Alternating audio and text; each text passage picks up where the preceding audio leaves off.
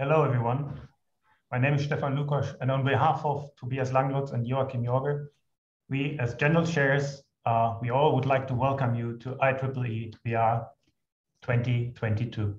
Now my Haramai. So we have so many countries, with so many countries attending. Welcome and come along to an awesome IEEE VR 2022.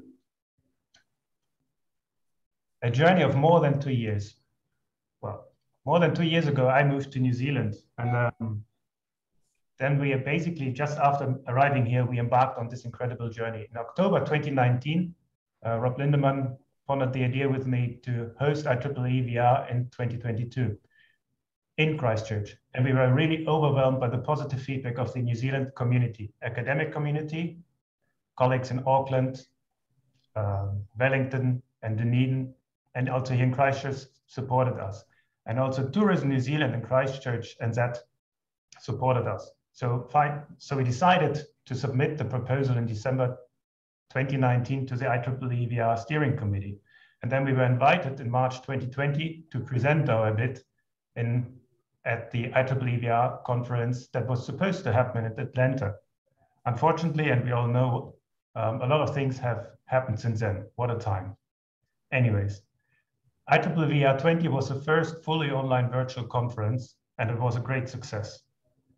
We were awarded the right to host IEEE VR 2022 in Christchurch, and we were all looking forward to welcome you here in 2022. Now, when we presented that at the IEEE VR Conference 2021 in Lisbon, well, again, it was a virtual conference.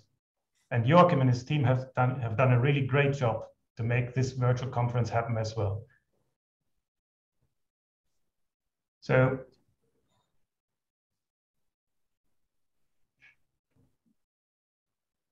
based on the incredible effort Kyle and his team and Joachim and his team have pulled off to make this virtual conference happen, we have learned a lot to make also this conference happen as well. It really breaks my heart that I can't welcome you all here in New Zealand, but because we have done that 2 times before, I really look forward to welcome you here and have a great virtual conference 2022.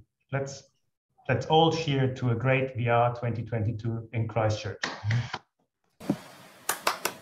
And then, actually, and I will pass now to Tobias, an incredible community effort has happened to make this conference happen.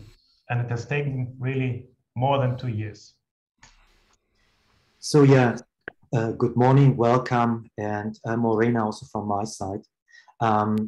As Stefan said, initially we want to demonstrate it to actually the international VR community, what New Zealand has to offer in terms of VR, AR research, but also the country, what it has to offer. And as Stefan said, we would have loved to welcome you all here.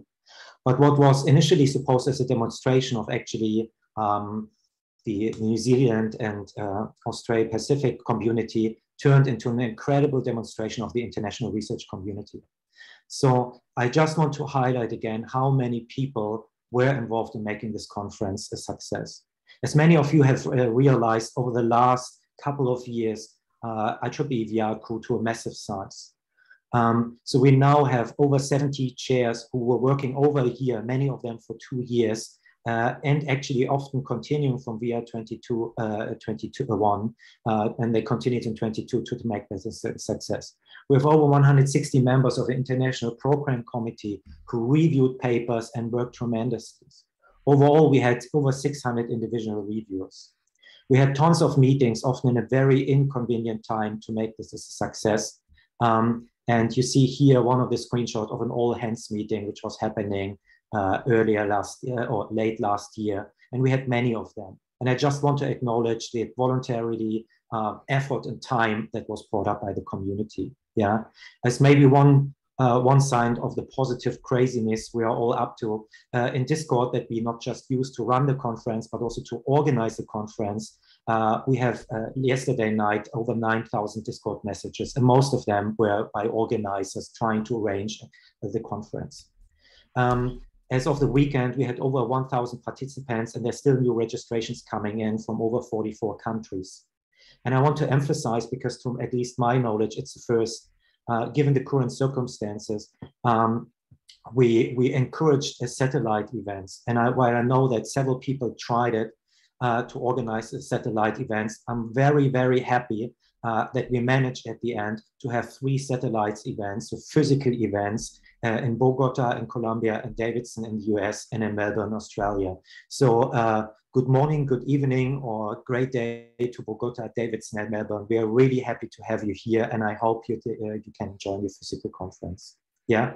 So I can't thank all the people who helped to make this a success enough. So my only small favor would be, if one of you who's listening to this presentation or is part of the presentation, if you see a job application at some point from someone applying for a job, PhD, postdoc, or even a higher one, and this person has in its CV that they helped to organize a VR event, please give them a big thumbs up and a big consideration, because I think they all deserve it. Next, page 7. So to organize this year's conference, similar to last year, we took the pillars from last year to organize an online experience. So as you see, we used Zoom and particular webinars to run the main conference. So we had already over the weekends a lot of successful sessions, including workshops and tutorials in Zoom. And we will continue to have our paper presentations here in Zooms. You can also use it for meetings. And I come to talk about that in a second. We use Discord for all questions and answer for the registration and all kinds of problems like help desk. So if you still have issues, come to that. And I actually was manning the help desk almost for 24 hours over the last weekend. But we also use Verbella. So it's also possible to actually join the conference in a VR, an immersive environment. And we'll talk about that in a second. So I mentioned already most of the things for Zoom, and if you watch that, you're very likely in a Zoom session. So we run all the workshops, tutorials, Dr. Colloquium, and all purpose sessions as webinars here in Zoom. Please join, in particular for the speakers, please join 15 minutes beforehand. I also want to emphasize that all the main sessions are recorded, and you should be able to access them also in the Zoom lobby a couple of hours after the session finished. Okay, we also created this morning a social space. So it's a dedicated Zoom channel if you just want to meet people for a hangout, or if you just look people to catch up with. Over to you, Stefan, for explaining Discord. So as Tobias has already mentioned, the conference committee used Discord to organize this conference. And that basically shows what an effort it was with really like over 9,000 messages already, which most of the participants can't see. But what all you participants can see is basically a channel on Discord for each session that happens during the conference. And in the paper sessions, you have access to the paper preprints. You will also find a link to the Zoom session in order to join the lobby, and also the Zoom event about that. And you can use it to ask questions and discussions. So all questions you have during a session, they will be collected from Discord, and from there the session chairs will basically select the questions to the speakers of each session. There's also a help desk. In the moment you have troubles with Verbella, with Zoom or Discord, reach out. There are a lot of student volunteers and people to help. Just explore the space and use it to interact with each other, like we would do at a normal conference. And as Tobias has already said, okay, we also use Verbella, or the iLearn Virtual Campus, like at VR 2021. All paper sessions will be streamed to the auditoriums A, B, and C. We have 3 exhibition halls where you can step into the booth and talk to the poster presenters during the poster and demo sessions. We have booths for the demos there as well. There's an industry exhibition. There's a lot of social activities happening in Verbella, and I really encourage you to join it. Take your VR headset, go in there and interact with each other, because a lot of effort has taken to prepare this environment, including, and later on somebody will talk about that, revamp of Ready Player 2021, which is now Ready Player 2022. It was a huge success last year. There's also a VR picture gallery that shows pictures from recent VR conferences. So please enter the space, explore it, and meet other participants. Over to the journal paper shares. Okay, hello, everybody, and welcome to IEEE 2022. I am here representing my colleagues, Janine, Fern, Lily, and Aizuk. We five together organized the process of for choosing the journal papers. Here in this group, we are representing different regions, gender, and research areas inside VR. And we used the same criteria to choose and to invite the members of the program committee. And please, the next one. Next slide, please. Okay, thank you. Oh, no, the previous. Okay, thank you. I just wanted to show you some statistics. We received more papers than last year and slightly more papers than next year. The area is growing. We had 189 submissions, and among those papers, we have chosen 29. It represents an acceptance rate of 15.3. We have also recommended 4 other papers to be accepted for a TVCG regular issue with major revisions.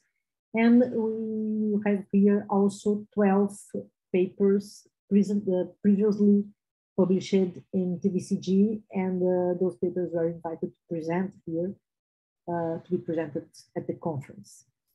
Regarding the persons, we had 53 IPC members, and I'd like to thank all of them, and 243 external reviewers that helped to evaluate the papers. And in the total, we had 708 reviews. Next, please.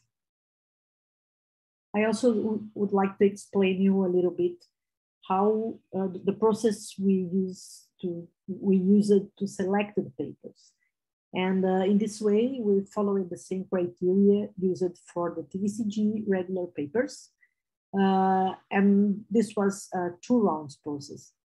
In the first round was divided in 2 parts. And in the first part, the papers received 4 reviews each, 2 from the program committee members and the 2 others from external reviewers. After that, we had a discussion phase between all the reviewers for each paper individually. And the idea here was to provide a consensual initial recommendation. With this first recommendation, the paper chairs read all the reviews and all the reviewers' recommendations. And then for the ones without a consensual decision, those ones we discussed in a first PC meeting with around 4 hours. We then moved to the second part. And in this second recording stopped. And the second part, we found new reviewers for the papers without a consensual decision. And then I would like to thank the program committee members for the availability to do these extra reviews in a very short time. With these extra reviews, the papers were then discussed once more, and the process started again, as in the first part, just for the papers, for these papers without the consensual decisions in the first part. The final decision for the papers were taken in a second PC meeting. We made it in 2 days, in about 8 hours. And at this point, the decision was to reject the papers or recommend to be considered at the TVCG regular issue or conditionally accepted. And the papers conditionally accepted went then to the second round. And in this second round, the authors had some time, around 30 days, to improve the paper and to apply all the considerations asked for the reviewers and resubmit the revised version of the papers. And at this time, the paper coordinator interacted directly with the authors for some days until the deadline. And for the final decision. And then the final decision was to accept or reject the paper. And then it was a very long process. And we hope you enjoy the papers and the program of VR this year. Thank you very much. Great, Luciana, thank you. And now for the conference papers track. I'm honored to represent this really good team of program chairs. Thanks to Gert, Amela, Sarah, Bobby, Martin, Benny, Maki, and Rick for all the work that we have done and all the representation from all over the world that you can see. Next slide, please. We got in this track 418 submissions, and from them, all our reviewers accepted 90 papers, which represents 21.5% of the initial submissions. We had 106 international program committee members and 534 external reviewers, and they did around 1,575 reviews. Next slide. The process started with the 418 submissions. We divided those submissions in 4 clusters. Each cluster was coordinated by 2 program committee members that had in charge about 110 papers. In this year, we had a new process for conference papers that we called review continuity papers. In that case, each paper received one review from a secondary program committee member, one reviewer who didn't know about this process, and the primary who was doing the meta review. For the standard conference papers, we always do one primary PC, one secondary PC, and 2 reviewers for a total of 3 reviews per paper. All the details can be found in the conference proceedings sheet that describes this process. As I said, they accepted 90 papers. We started with those 90 papers a process of shepherding for the camera ready. And we also invited 166 papers to submit as posters. From them, 86 authors decided to accept our invitation, and we got at the end these posters, 86 and 90 papers accepted. Finally, in that process, we organized the award committee, the papers for the award committee, the videos for closed captions that you will see in the presentations, and all the process of arranging the time zones for the presentations. So thank you very much for all the authors and all the reviewers for all this process. And that's all. Thank you. Yeah, thank you, Pablo. Also from my side, a warm welcome to IEEE VR 22. It's an honor to me to introduce my colleagues and poster co-chairs of this year, Isaac, Simon, Katerina, Marina, and myself. Yeah, let's directly go into the numbers on the next slide, please. We had an enormous number of submissions, poster submissions this year. So 150 direct submissions to the poster track were there, which from we were able to accept 98, and 3 of these accepted ones withdrawn. 1 that could not make the presentation, and 2 were a double submission from another track as well. So as Pablo already said, to this enormous number of posters, we added the 86 posters from the conference paper track, which in sum, when my math is correctly, is a number of 181 posters that we can visit in Vibrella in the next days. And that's only posters from the poster track and the conference paper track invited as poster. There is so much more DC posters, demo posters, 3D UI posters. Hopefully I did not forget anybody else. So there's one final slide, maybe to our process, which is not that complicated. So there was, because of the enormous number of submissions, 1 review per poster that was done by a poster chair After these reviews, we came all together and discussed the posters that were borderline or in doubt and made the final decision on those together. Our acceptance criteria were that the posters fit the topic, are technically correct, and have a minimal contribution to the community.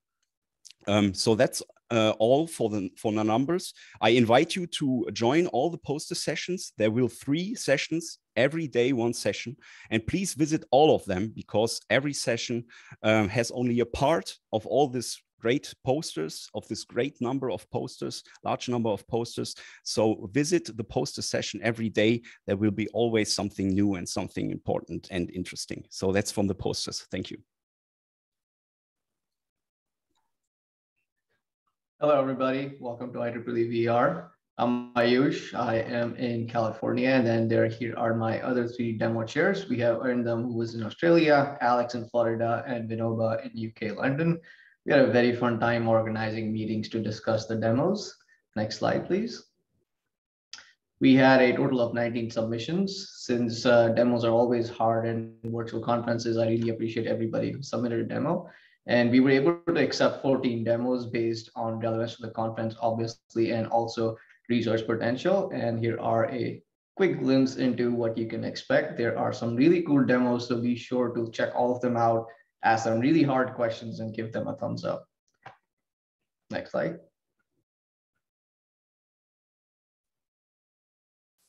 Hello, everyone. So 3DR contests aim to stimulate innovative and creative solutions to challenge 3D problems, 3D problems. To cater for our diverse VR community, this year's theme is Art, Science, Information, and Technology and Knowledge, Visualize and Interacted. The special challenge within the contest this year was to implement and extend well-known 3DR techniques in a proposed application. So the chairs, including myself, Luciano, Tom, and Daniel, welcome you to the 3DR contest on Wednesday. Next slide, please.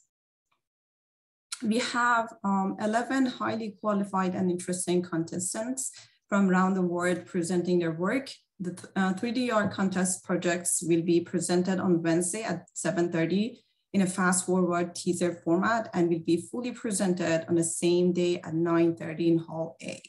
Looking forward to seeing you all there. Hello, everyone. Welcome to IEEE VR 2022. I'm Rajiv. On behalf of the Doctoral Consortium Committee Chair, Alicia, Yen, and Jonathan, I'm happy to present the information about Doctoral Consortium. So Doctoral Consortium is a full-day event that was organized on the Saturday, where the students presented their work and got feedback from mentors who are experienced and expert in the VR, AR, and mixed reality areas. The Doctoral Consortium is partially funded by the United States National Science Foundation. Next slide, please. So we had 26 total submissions. Among that, we accepted 20. We had 21 mentors. So the mentors and students were across the globe from North America, Europe, Asia, and Australia. Each student in Doctoral Consortium was paired with 2 mentors, and we had 2 different mentoring sessions where each students were connected to their mentors and peers and got the feedback on the research work. Thank you very much. Hello, everyone. I'm here representing my colleagues, Craig, Joe, and Mashuda. So the workshops are planned to be a platform to bring the VR community together for an informal exchange of ideas. Next slide, please. So we had a total of 24 proposal submissions and 20 workshops were finally selected. Each of the workshop proposal was scored by all the workshop chairs, and then we decided together to accept or reject the workshop. And we had 11 first-time workshops in the last 2 days. And we had a total of 113 accepted workshop papers. And in the past 2 days, each of the workshops had a great turn up, and I thank all of the workshop organizers and presenters for their fantastic job. But if anyone is interested in looking at the workshop, you can find the session recordings in the Discord channel. Thank you. Kia ora koutou from Otoati, Christchurch. I speak for myself, for Evan, and especially for Beatrice, who did an amazing job in communicating to our tutorial chairs. Thank you to Tobias, Stefan, and Joachim to give us the opportunity to curate 5 great tutorials. And thank you very much to the chairs and organizers who did an amazing job in proposing and conducting 5 tutorials over the weekend. And thank you to all participants to actively participating in the tutorials.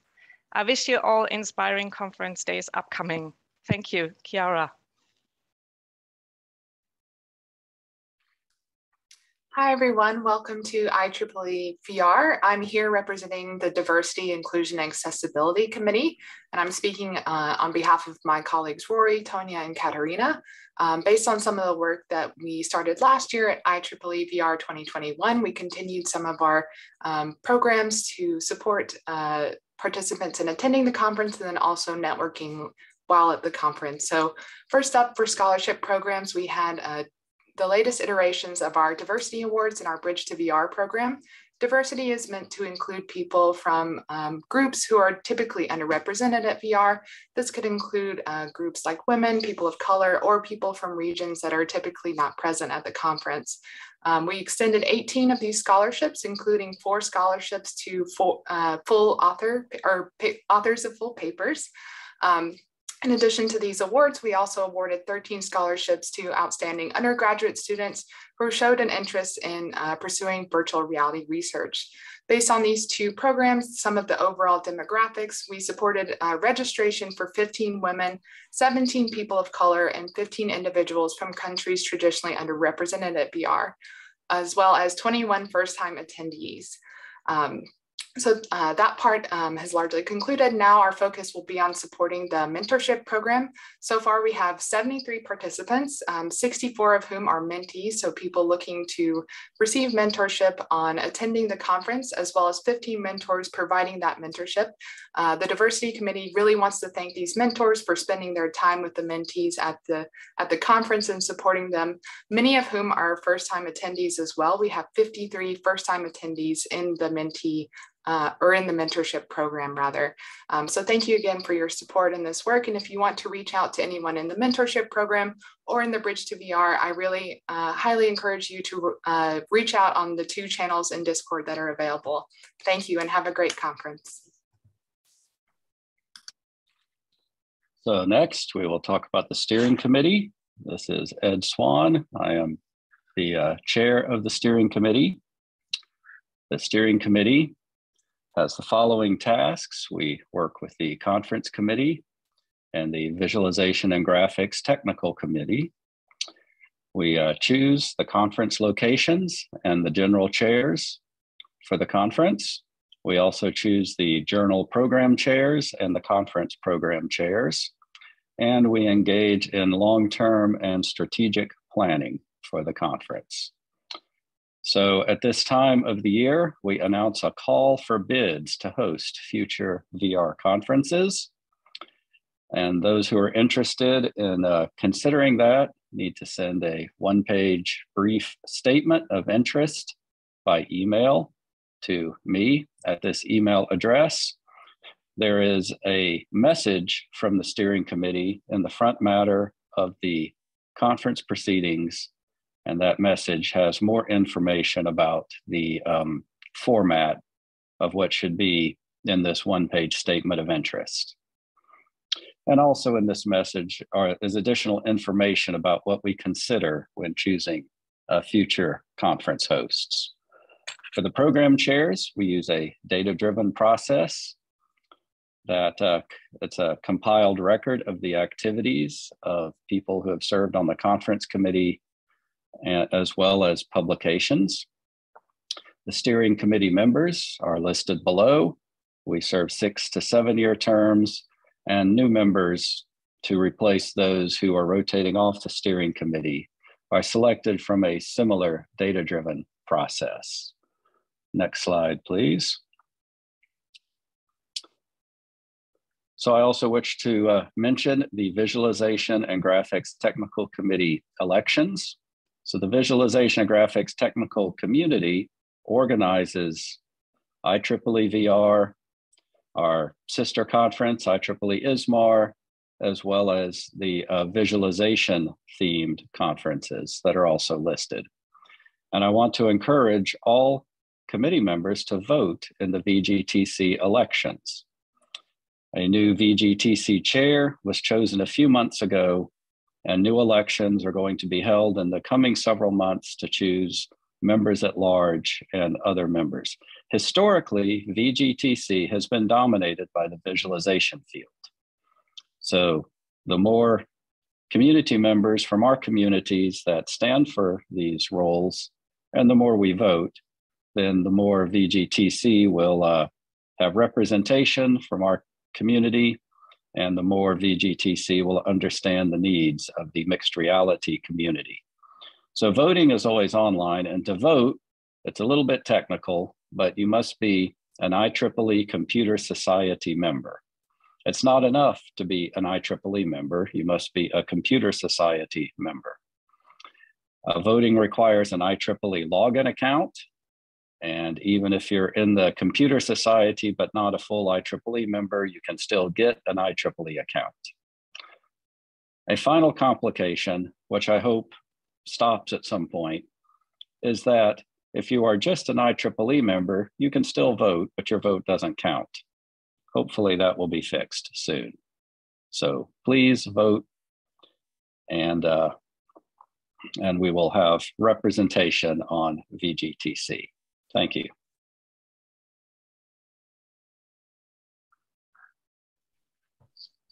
Kia ora koutou katoa, ko Rob Lindeman toko ingoa. I'm Rob Lindeman from HitLab New Zealand, and somehow I got made social activities chair this year. I'm one of the VR and VR chairs, and Jason Orlowski and Kyle have been doing an amazing job getting Rebella and everything ready. So I was left to get social activities done. So there's a dedicated session this year on Tuesday from 4 p.m. to 5:30 New Zealand time, but there's lots of stuff to do in Rebella at any time.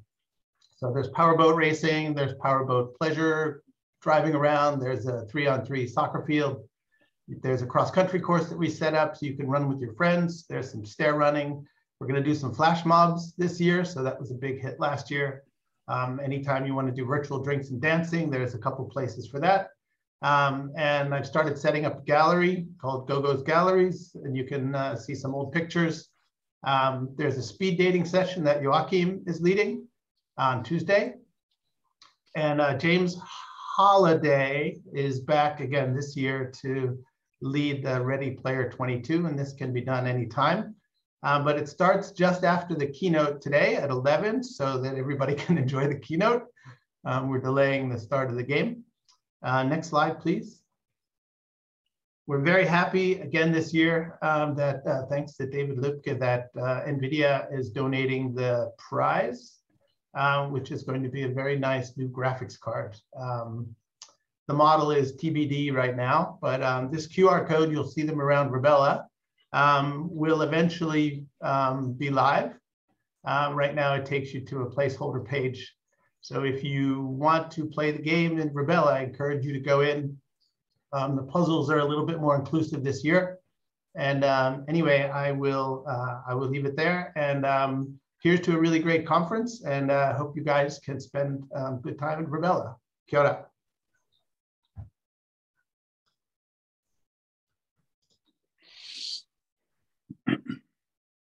Apart from all the program elements that were already mentioned, we also have 3 awesome keynotes. One will start just after this opening and VGTC awards session. And that will be a keynote by Tim Dwyer on immersive analytics and embodied sense making.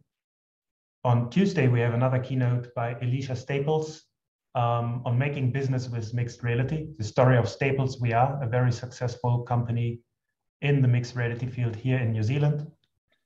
And on Wednesday, we have our third keynote, Light Fields, Light Stages, and the Future of Virtual Production by Paul Debebeck.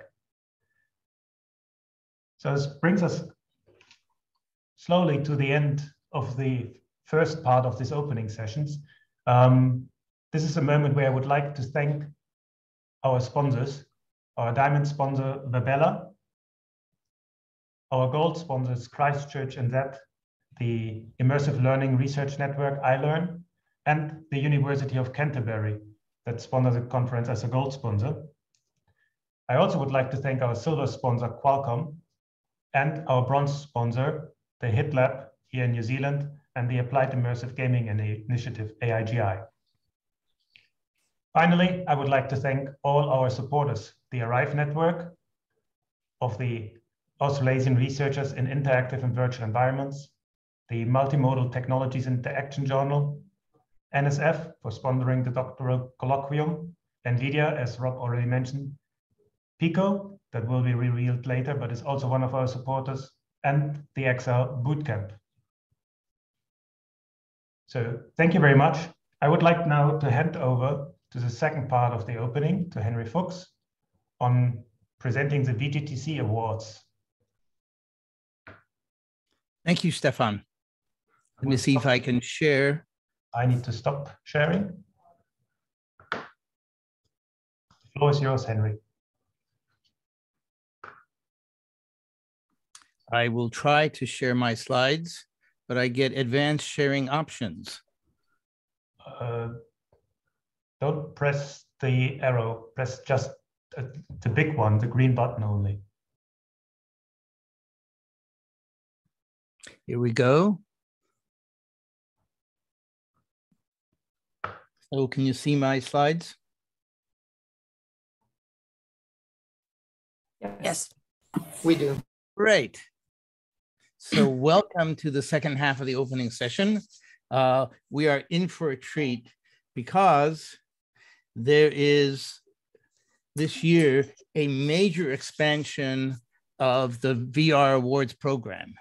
And the way we all benefit from this today, this very moment, is we are joined not just by the awardees of the new awards, the Service Award and Significant New Researcher Award, but we are joined by many of the legends of the field, the members of the inaugural class of the new Virtual Reality Academy.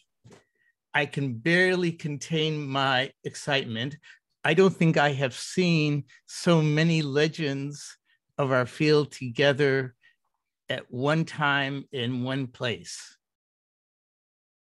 You'll forgive me if I mention one of them, my teacher, Ivan Sutherland, whose 1963 paper Sketchpad is widely credited as starting the entire field of computer graphics, and whose 1968 system is widely credited as starting the field of virtual and augmented reality.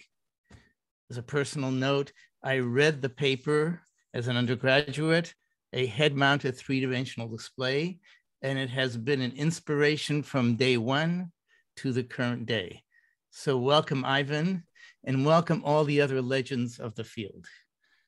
So let me give you a few details. The major expansion means that there are not just one award committee, there's, I think, 5 award committees. The process is open nominations. Anybody in the world can nominate anybody for any award. There's a separate committee for each award. Voting is done by secret ballot, and members of the committee are not allowed to vote for candidates with whom they have a conflict. I want to thank all the award chairs, all the committee members, and especially coordinator Laura Trutoy, who's with us, without whose work this wouldn't have been pulled together. So here are the 6 awards: the Service Award, which is new this year, the Best Dissertation Award, the Significant New Researcher Award, also new this year, the Technical Achievement Award, the Lifetime Achievement Award, and as I said, new this year, VR Academy. So to start things off, I now turn to Amela Sadigic, Chair of the Service Award Committee. Amela? Thank you. Thank you, Henry. It is my great honor to start a lineup of IEEE Vgtc awards with the Service Awards. As Henry said, this is a new award introduced just this year. This and many other conferences, symposia, events would not be possible without an army of volunteers, their work, passion, dedication to service work and their profession. And this award is dedicated to them. I would like to introduce my colleagues, the members of our committee, Daisuke Iwai, Jerry Kim, Goodryn Klinker, Regis Copper, Rick Scarpace, and Maki Sugimoto. We use the same voting procedures as other award committees.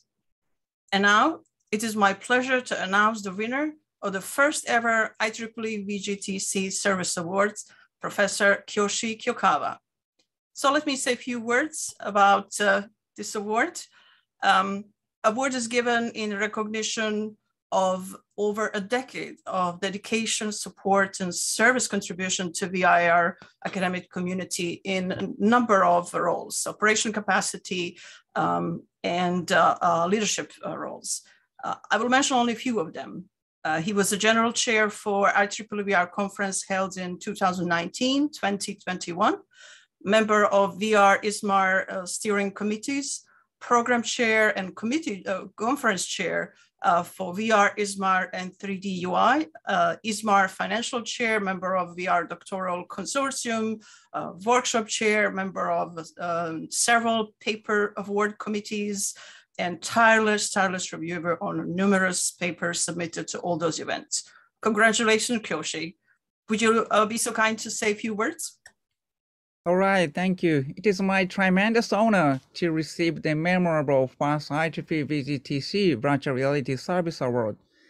Thank you very much for your nomination and selection. Since I started my research in 1994, I have helped organize VR and AR conferences whenever I had an opportunity. It is an irreplaceable pleasure to have collaborated with respected research colleagues around the world to make these events a success. I have particularly fond memories of serving as the general chair of VR 2019 in Osaka, which was the last face-to-face meeting before the COVID pandemic. I believe that providing a place for researchers from all over the world to gather and exchange technical information while drinking and singing together will lead to world peace and a bright future. The world is facing great difficulties right now, but this is precisely why I will keep this thought strong and continue to contribute to making the world a better place. Thank you very much. Congratulations, Kyoshi.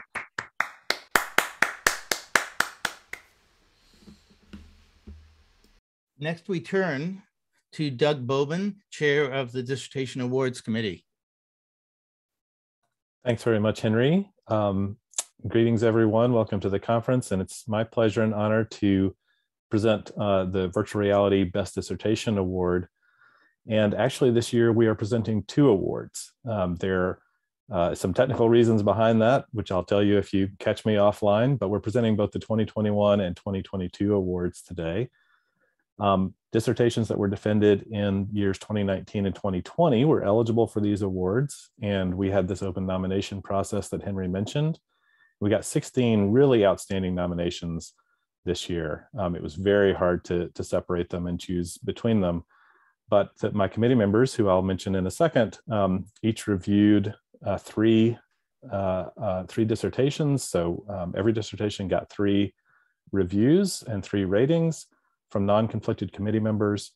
And then we had 4 finalists coming out of that process, and the entire committee then re-reviewed those full dissertations and ranked them in order. Next slide, please. So here were my Dissertation Award Committee members for this year. I really want to thank them for all their hard work. I won't read all of the names in the interest of time, but each of these folks read and reviewed at least 5 full dissertations, which can take many hours for each review. So big thanks to these people, and thank them when you see them, please. So let's then start with the 2021 awards, and the honorable mention for the best dissertation in 2021 goes to Javad Futuhi from Johns Hopkins University in the United States for his dissertation, Augmented Reality and Artificial Intelligence in Image-Guided and Robot-Assisted Interventions. So please join me in congratulating Javad.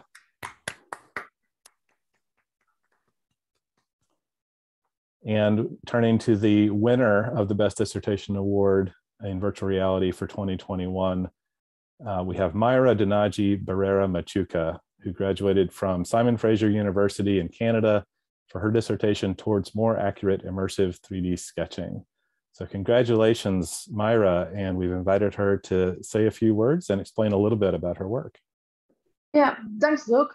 I'm really happy and thankful for this award. I want to thank the award committee, my supervisor, Wolfgang Stroesslinger, my PhD committee, and my collaborators for all their help, and also my family and my husband, who are the best. Next slide, please. So in my thesis, my goal was to help people draw more accurate shapes in virtual reality. I focused on shapes because if you cannot draw what you're thinking, then you cannot communicate your ideas. In the video you're seeing, someone wants to draw a triangle, but they can't and they end in a quadrilateral. So this is a problem I wanted to fix. Next slide. And to do that, I proposed and studied 3 planning sub-actions, which are all the actions that people do before they start a stroke. The first one is the viewpoint orientation, which is choosing the appropriate viewpoint and view position to start a stroke. And I found that the people's special abilities affect the way the people move in virtual reality while sketching. And in return, depending on how you move and your movement patterns, your accuracy improves or decreases. The second action is the hand positioning, which is positioning the hand as intended in our 3D space to start a stroke. And I found that the depth perception issues of stereo displays affect movements in depth. For 3D pointing tasks, this means that depth movements have a worse throughput and movement time than lateral movements. And the final one is planning a stroke, but I had no time to study it. Next slide, please. Oh yeah, sorry. And using this knowledge, I designed 2 user interfaces. The first one is multiplanes, which uses verification, drawing planes, and trigger points to help people draw geometrical shapes.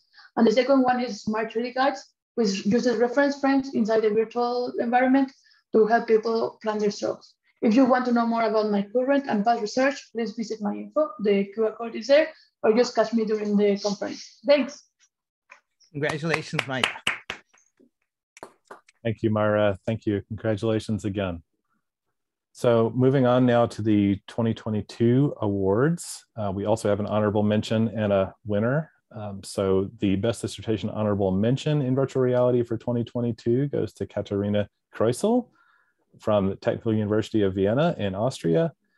And her dissertation was entitled Simulating Vision Impairments in Virtual and Augmented Reality. So please join me in congratulating Katharina. And finally, the 2022 Vgtc Virtual Reality Best Dissertation Award winner is Nami Ogawa. She is a graduate of the University of Tokyo in Japan, and her dissertation was entitled Effective Self-Avatar Anthropomorphism on Perception and Behavior in Virtual Environments. Nami, congratulations, and I'd invite you to say a few words and introduce your work. I'm delighted and honored to receive this prestigious award. First of all, I'd like to thank the award committee members for their time and effort. Also, I wouldn't be here without the support of my supervisor at the University of Tokyo, Michitaka Hirose, and co-supervisor Takuji Narumi. I'd also like to thank NATO like Yale for kindly hosting my internship at India. I don't have enough time to thank everyone, but thank you so much to all who supported me during my PhD. I prepared a short video to introduce my dissertation, so could you play the video? I studied the effect of self-avatar anthropomorphism. Here, the self-avatar refers to the user's own virtual body, and anthropomorphism refers to human likeness. So why is it important to consider self-avatar anthropomorphism in VR research? Actually, what I was originally interested in was volumetric illusions because there has been a huge amount of literature focusing on this. However, although a number of studies recognize the importance of volumetric in VR, it seems to be regarded as basic premise, which made me question if the feeling itself was just subjectively important for users or if it meant more than only that. That's why I tackled the question, why does body ownership matter so much in virtual reality? The self-avatar anthropomorphism has been shown to be an important factor that influences body ownership. I decided to focus on it. My hypothesis was that human-like self-avatars not only strengthen the subjective feeling of body ownership, but also alter the way they perceive and behave in virtual environments, such that they rely more on virtual body representation than physical body representation. So I conducted 3 studies on whether the strengths of body ownership illusions could play an important role in explaining various phenomena in VR, which had hardly been discussed from the aspect of self-body representations. As hypothesized, all of them provide compelling evidence that anthropomorphism significantly influences a wide range of user experiences in VR, which emphasizes the importance of self-avatar anthropomorphism in designing virtual experiences. Thank you, Nami.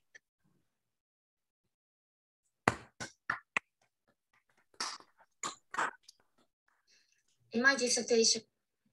Next, we turn to a new award, a significant new researcher award, and David Lupke, chair of the award committee for this. Hello, everybody. So as you heard, I'm Dave Lupke. I'm VP of Graphics at Graphics Research at NVIDIA. And I'm delighted to introduce this new award. I think the Significant New Researcher Award is particularly a great one to have in our field because it helps get people, all these wonderful researchers sort of started on the award train early. It starts to recognize people early, and that helps them in turn later in their careers as these sort of early careers get going. Because this is a new award, I really wanted to staff the committee with a superstar panel that spanned both industry and academia, and that spanned all the many, many different fields that our interdisciplinary field touches on.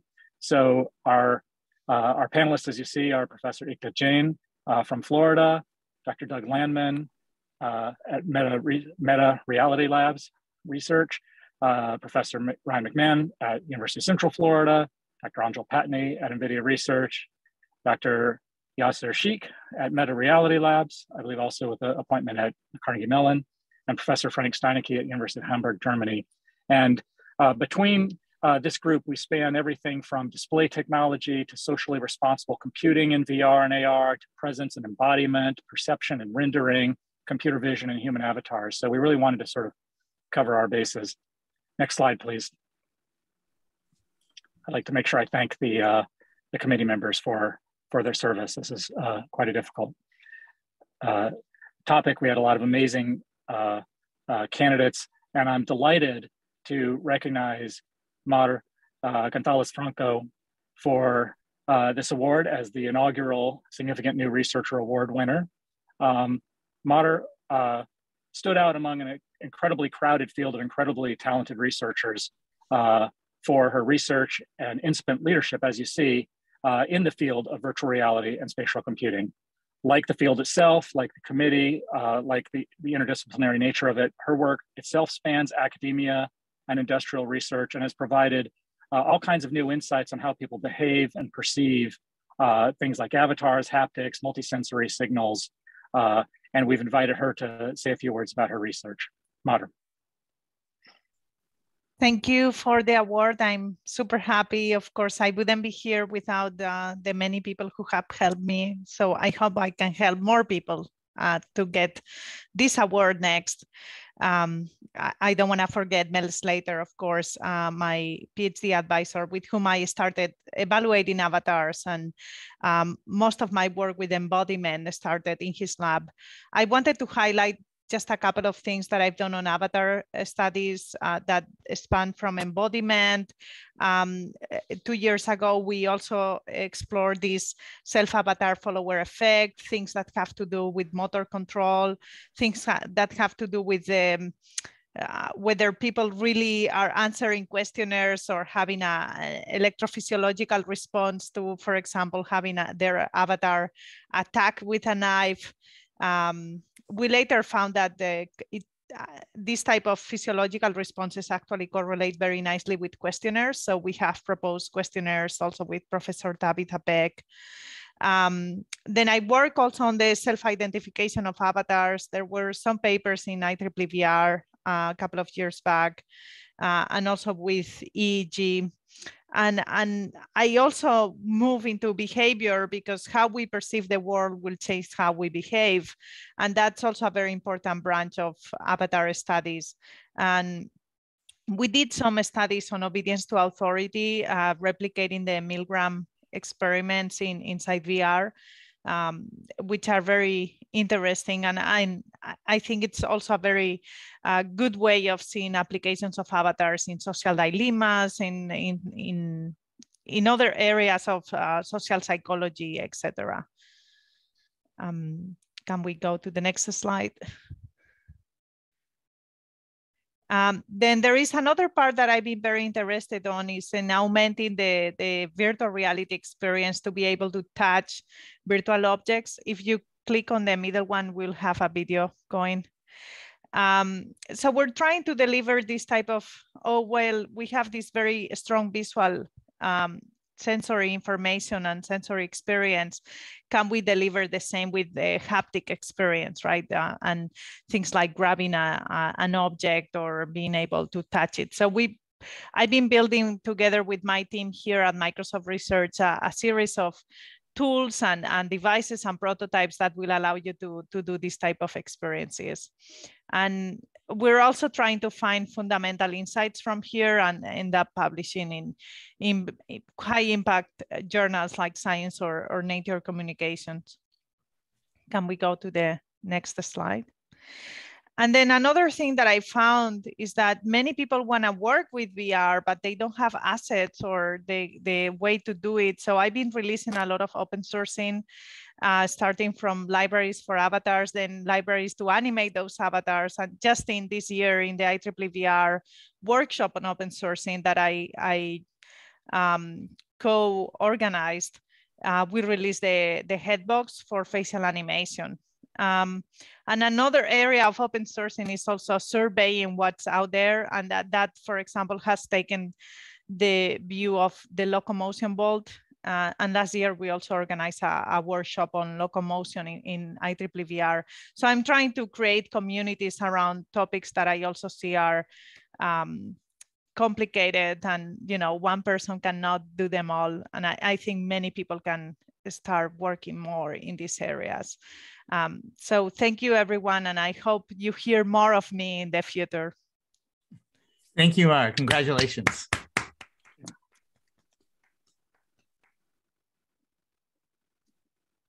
We now come to the Technical Achievement and Lifetime Achievement Awards.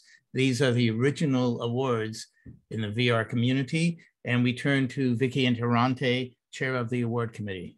Vicky? Thank you, Henry. Next slide, please. I'd like to thank the members of my committee, whose names you can read here.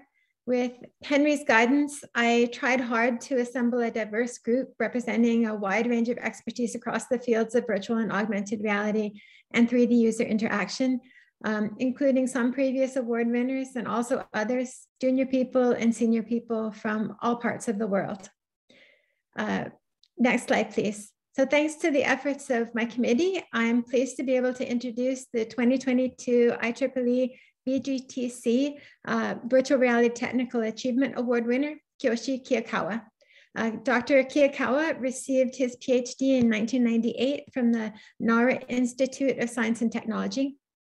After that, he was a research fellow at the Japan Society for the Promotion of Science, a researcher at the Communications Research Laboratory, and a visiting scholar at the University of Washington's HIT Lab before joining the faculty at Osaka University in 2002.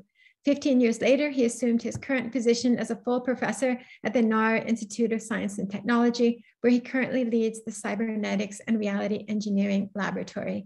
Dr. Kiakawa is well known for his pioneering contributions to the development of optical see-through head-mounted display technology, including the first optical see-through headset capable of occluding light from the real world on a per pixel basis, which he developed in 1999, and an ultra-wide optical see-through display in 2007 that he built using a hyperboloid half mirror. In addition to his continuing contributions to HMD-related research, he's also made numerous contributions in other areas as well, including vision augmentation, collaborative immersive modeling, and multimodal interfaces.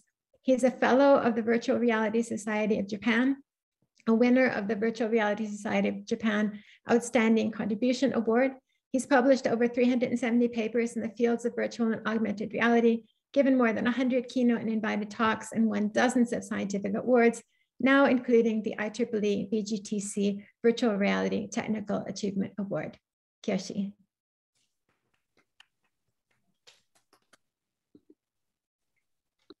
All right, thank you for your detailed introduction. I'm very surprised and honored to receive such a prestigious award. I would like to take this opportunity to briefly talk about what I have been doing. When I was a kid, I loved 3D work, particularly by using Lego blocks. I also loved planetariums and arcade video games. The 360 stereo theater I saw at Scuba Expo 85 made me jump into the world of VR. I joined the Naro Institute of Science Technology in 1994 and started research on VR and AR under the supervision of Naokazu Yokoya and Haruo Takemura. There was an environment where a graphics workstation costing more than $1 million could be used like a personal computer. My first research was about immersive modeling. I have developed various dynamic geometric constraints and bimanual object manipulation techniques for intuitive modeling. I also supported multi-user interaction. At that time, there were still few such systems, and I was excited to be able to create new things no matter what I did. For example, I developed the first transitional interfaces which can seamlessly switch between AR and VR. Collaborative AR became my favorite research theme, and I did a lot of research with Mark stayed in Seattle. As another interest, I wanted to make head-mounted displays more flexible in merging the real and virtual. So I developed the first hard-edge occlusion-capable optical see-through HMDs. I then added real-time depth sensors, eliminated parallax, and made it wearable. I also developed an optical see-through HMD with an extremely wide field of view and evaluated it with Ernst Greif et al. Some of my PhD students studied HMD-related themes. I listed only a few here who studied adaptive view management, corneal imaging-based calibration, and wide-view occlusion-capable HMDs. Since 2013, when I compiled the VR technology roadmap at the Virtual Reality Society of Japan, I have become interested in human augmentation and vision augmentation, and have frequently collaborated with Yuta Ito and others. I'm also interested in assistive interfaces, researching, for instance, strabismus correction goggles and smart sunglasses for photophobia. I'm also interested in multimodal interaction. I have conducted research on medial haptics, flying sensation, walking sensation, kinesthetic illusion, and vision-induced taste modulation with many collaborators. By modulating perception, I want to expand the possibilities of human beings and increase the options for living. By doing so, I would like to contribute to the realization of social inclusion, in which each person can maximize his or her potential and live happily. I had to thank so many people. First of all, my academic advisors and colleagues, and my PhD students, key co-authors, all other students, co-authors, and respected friends in the community. Last but not least, my wife, Kaoru, and son, Tem. Let me add one more thing at the end. The world has changed a lot in the last few years, but I want to make the world a better and a happier place by VR and by this lovable VR community. Thank you very much. I love you all. Congratulations, Kyoshi.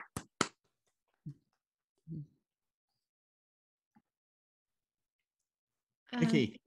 Okay, so now I'm thrilled to be able to introduce our 2022 IEEE Vgtc Lifetime Achievement Award winner, Goodryn Klinker. Dr. Klinker received her PhD in 1988 from Carnegie Mellon University, and she worked in a variety of industry-related research positions for the next 12 years before joining the faculty at the Technical University of Munich as a professor for augmented reality in the year 2000. Over the past almost 4 decades, Dr. Klinker has made significant contributions in computer vision and augmented reality, in particular to the development of ubiquitous augmented reality systems. These include flexible, reusable AR frameworks supporting distributed, wearable AR, multi-sensor tracking, heterogeneous device integration and data exchange, and multi-device-based interaction in wide area AR applications. Her research has also encompassed usability aspects of augmented and virtual reality and the development of smart devices, including optical see-through headsets with built-in eye tracking and smart tangible gadgets, along with a focus on education in serious AR/VR games, in addition to her strong focus on industrial applications. Dr. Klinker was one of the original founders of the International Workshop on Augmented Reality, which later evolved into the ISMAR conference. She served on steering committees of both ISMAR and IEEE VR, and on numerous program committees, including VRST, 3DY, and WITST. She is a recipient of the 2010 Robert Sauer Prize from the Bayerische Akademie der Wissenschaften and the 2014 ISMAR Lasting Impact Award, and now, very well deserved, the IEEE Vgtc Virtual Reality Lifetime Achievement Award. Congratulations, Goodryn. Thank you so much, Vicky. This is a great honor for me to receive this prestigious prize. And I could not have done this without my many teachers and collaborators. And that I would like to thank these people now. So starting in the beginning, in my master's thesis at the Cox lab in Hamburg, I learned that proper noise models are very important for motion detection. Here you see different results depending on the noise model that was used. The Cox model, the Cox team also showed me that it is completely normal for women to do math, electronics, and coding. And that's why I'm mentioning in particular 2 women who were part of the Cox team then. And they all sparked my love for research at a very early age, and we need to do this with our own next generations. So then after that, I went to CMU, and in the calibrated imaging lab at CMU, I learned that it is not enough to mathematically analyze the image function, just throw a lot of math at it and see what comes out, but rather you have to look at the image formation process that's behind producing that image. So the reality behind it. And that way we were then able to decompose the color images into diffuse and specular images, intrinsic images. And we could also segment those color images then along material edges rather than just intensity change edges. And that was done with unsupervised machine learning methods. Next, I went on to DEX-CRL, still in the United States, and at the DEX Cambridge Research Lab, I first time got to collaborate with real users. And in this case, those were doctors at Children's Hospital, Mass General, and similar places. This made me realize that they need very good visualization tools. And I like to call them visual debugging interfaces. And they need them to understand how our algorithms are interpreting their data, so that they can have questions and understand that whatever the algorithms are doing is correct. And that got me started on building reusable toolboxes and frameworks that actually use data flow as a way of combining all kinds of processes and switch things in and out at runtime, as shown as an example. I then went on to back from the United States to Europe, to ECRC, the European Computer Industry Research Lab. And when I joined the ECRC, they had already started building a distributed AR framework that's why I really was attracted to that place. And they had already done many visionary AR application demos, like the mechanical repair demo picture that you see up in the front. And when I came there, we also started developing marker-based optical tracking algorithms, as you can see in the bottom, that have then stayed with me and other people for a long time. We continued this work then at ECRC, from ECRC at the Fraunhofer IGD in Darmstadt. But Didier Stricker, Dirk Reiners, and myself, we had formed a special focus team in Munich, where I lived. And we developed then AR applications such as the here shown door-lock assembly demo that was shown at the Hanover Fair 1998. And that really sparked large industrial interest over decades and resulted in a large series of national research projects such as Arvika, Avilus, and Arvida. And I think many of you may have heard of these results from these projects in conferences. Then going on back to universities, I went to TU Munich in 2000. And since then, I've worked with for more than 20 years with a large number of PhD students and even much more master's and bachelor students. And this is a wonderful experience, and I can't report on all the results here, but the experience that it has kept me young and has driven me forward into new directions, from a dwarf over ubiquitous computing and interaction and visualization to AR and VR games these days. And we have worked a lot with industry, for instance, on driver assistance systems for cars with head-up displays. And that, again, got me started in looking in a new direction, which is the need to strictly work in a user-centered research approach. So I went along a stride from computer vision work to now looking at user-centered research. And with all of this, I'm really thankful to all the students and the project partners over those 20 years, because they all bring in so much energy and expertise and vision and motivation with them. And I'm mostly just the catalyst that helps these ideas to flow and grow that come with all these many students. It's wonderful being a teacher at a university. Then, of course, and Kyoshi Kiakawa already mentioned this, thanks to all of you in these AR, VR, MR, XR community, however we want to call them, for being such a wonderful group of friends. And I enjoy so much talking with all of you. We are growing, as was said in the beginning, but I think compared to some other conferences, we are still rather small. And even with 1,000 people, I think we can still talk to each other in Virbella, or also hopefully next year again on the real conference floor. And for me, talking to people always inspires me tremendously. And you should all feel free to talk to me and chat with me whenever you see me and wherever you see me. A final word to my family. I would like to thank them, because they were always there to listen to my crazy ideas and to discuss them with me and even give me more crazy ideas in return. So also, as my sons, they sponsored many of my Lego-based demos and lent me, for instance, the sheep for the sheep demo, and I still have to give it back to them. So this was always a great way for me to, on the one hand, have the head in the clouds, and on the other hand, have my feet on the ground. So thank you to all of you for helping me so much in my life and my work in AR, VR, and other fields. Congratulations, Goodryn. Thank you very much.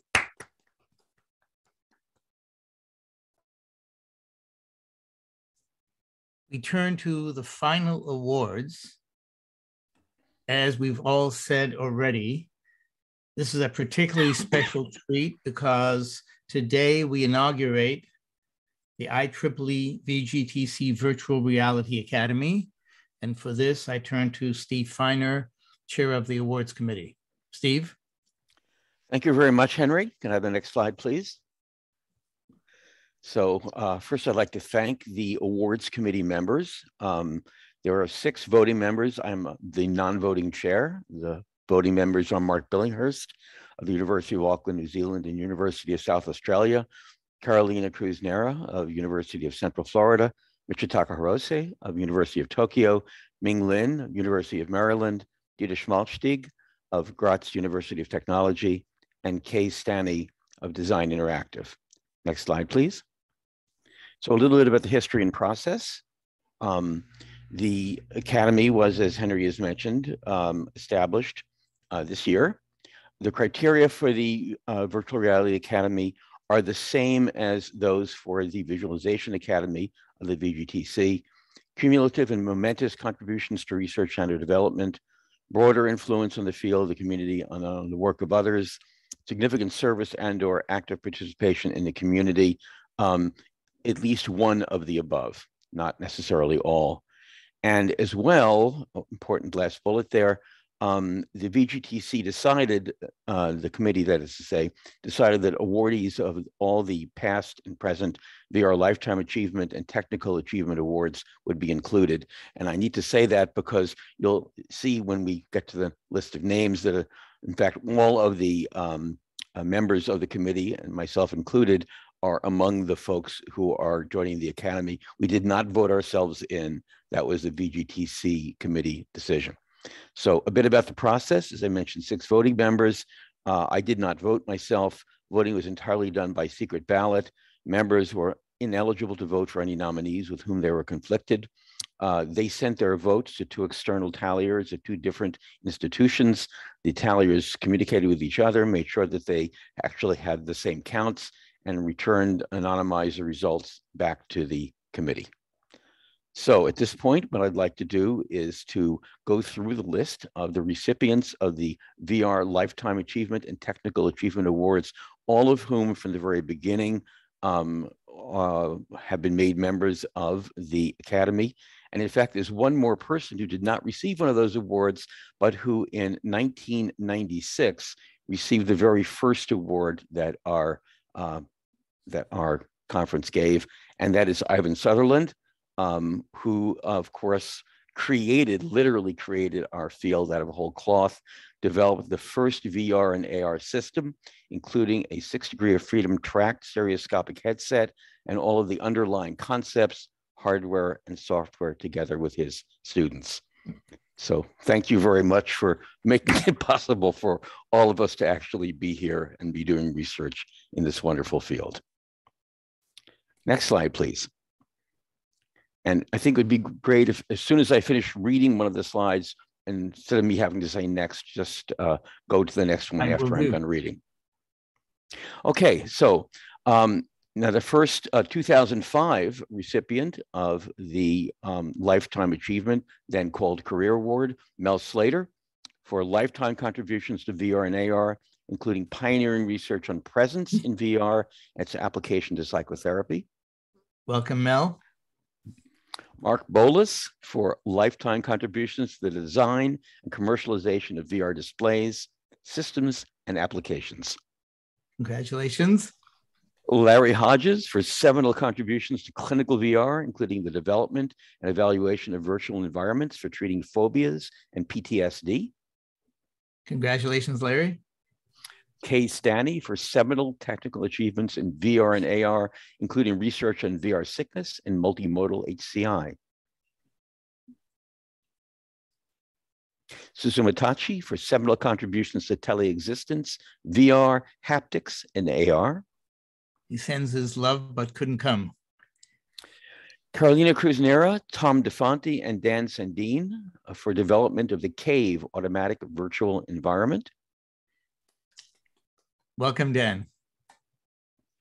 Bowen Lofton for contributions to the VR training system for the Hubble Space Telescope repair, porting VR technology into the geophysical exploration community and service to the VR community. Congratulations, Bowen. Bernd Fröhlich for contributions to interactive devices and displays for VR. Congratulations, Bernd. Jaron Lanier for lifetime contributions to the technical and business development of VR. Hirokazu Kato for development of the AR Toolkit library for camera-based AR tracking. Congratulations. Fred Brooks for lifetime contributions to VR research and practice, fostering scientific inquiry and technical advances to provide effective solutions to real user problems. Congratulations to Fred.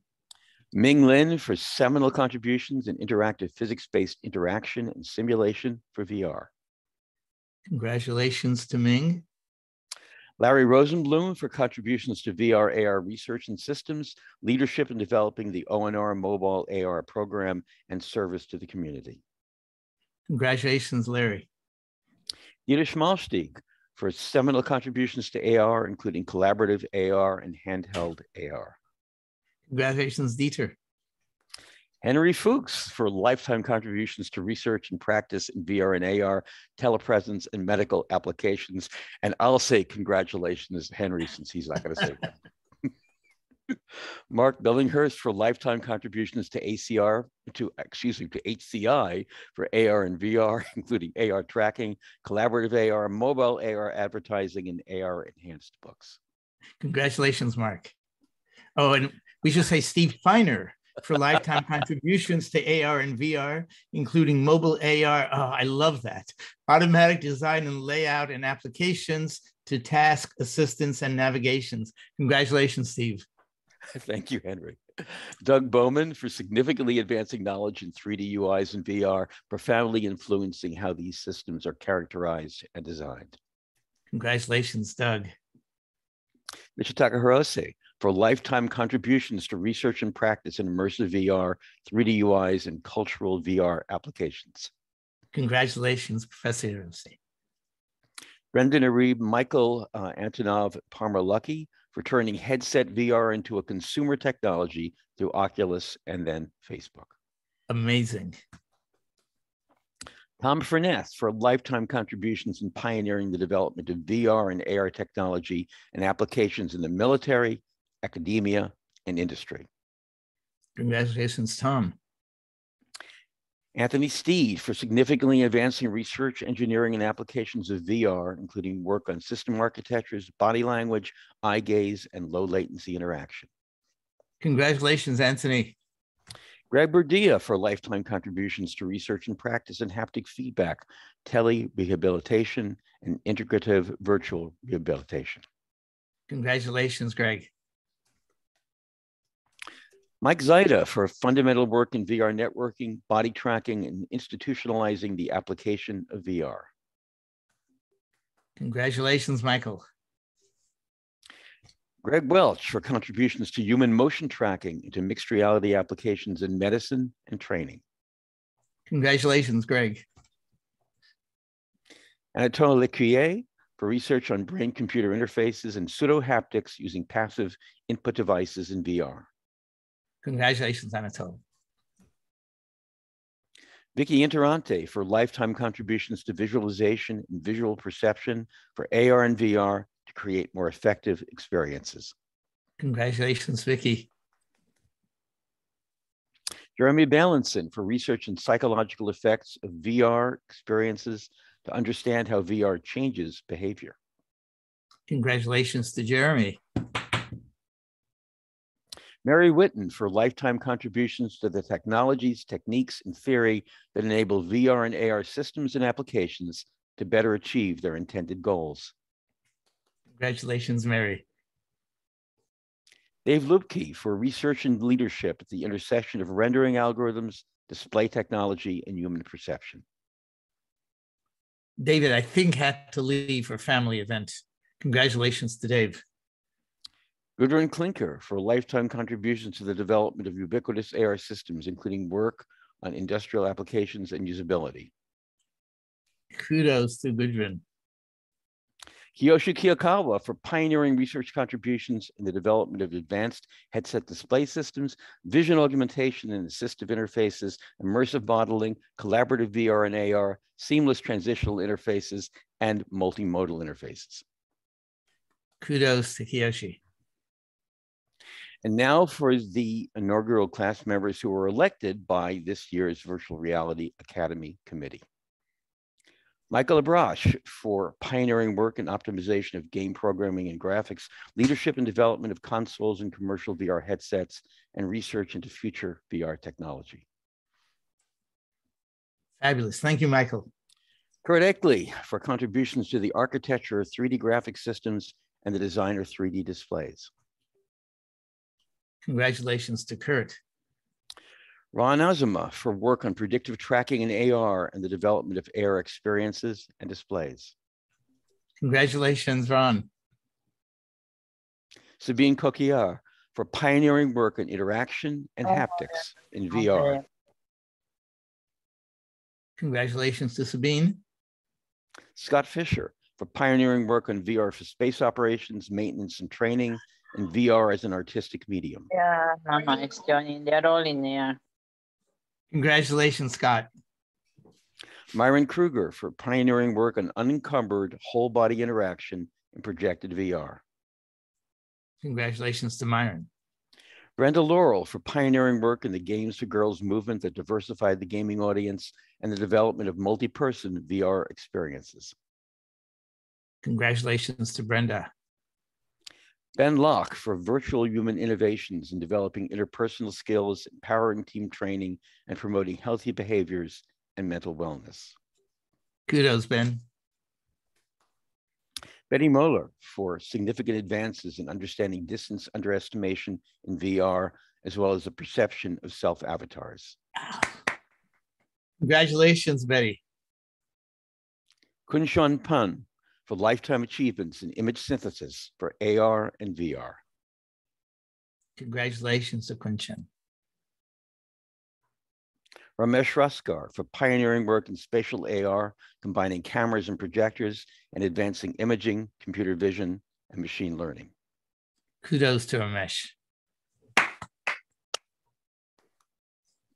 Janique Roland for fundamental contributions to the development of optics for AR and VR headsets.